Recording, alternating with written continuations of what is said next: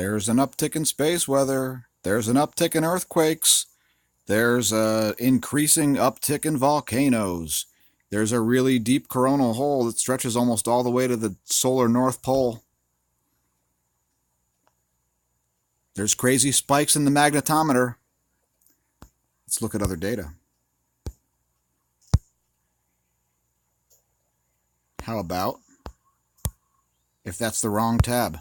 Okay, here's the magnetic lines. You can see the currently affecting coronal hole, as well as a new one about to rotate in.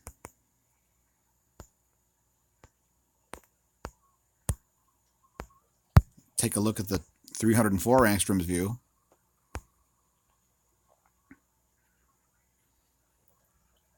A little bit of filamentary activity.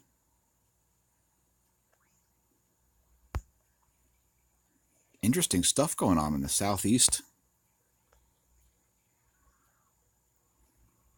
No sunspots, just a series of 3 coronal holes in a rapid succession. Let's look at the real-time solar wind. All right, so the BTBZ is all over the place, and this page is not responding.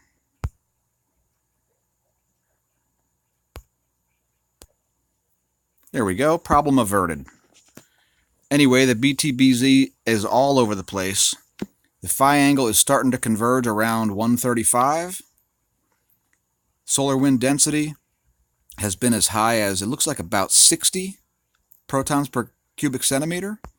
Now it's down to 11.6, but that's still double what it was yesterday.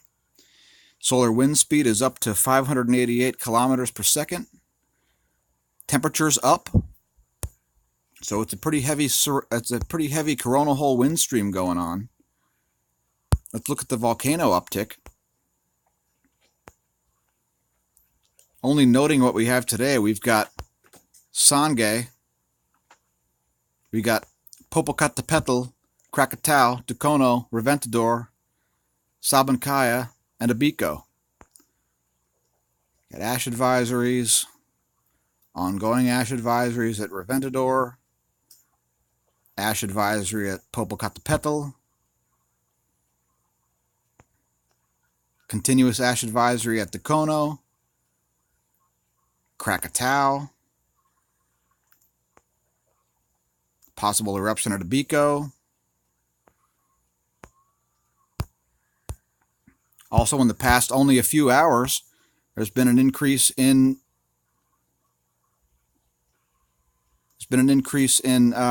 earthquakes. I see one has just come in 23 minutes ago.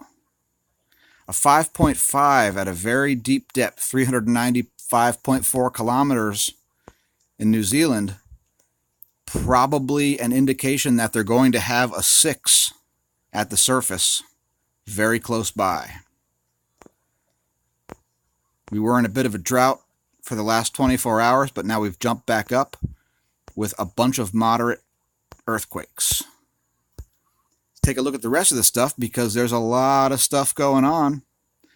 SpaceWeatherNews.com shows us the X-ray flux is finally off the floor. We're only in A-class range, but still, considering all the other activity, that is significant. Again, you can see on the ACE, the BTBZ is all over the place, bouncing up and down. Phi angle looks like it's trying to converge at about 140 degrees. And a significant spike in solar wind density and speed. Magnetometer is extremely jagged. Not sure if that's reached the top yet, but that's something to keep an eye on. And also the KP index has gone up to 4 as a result of a combination of the magnetic influence of the incoming coronal hole and the coronal hole wind stream. Electron flux has dipped as it usually does during a coronal hole wind stream. We've got major auroras in the north and the south, the Borealis and the Australis. If you're able to view those, we recommend that you do.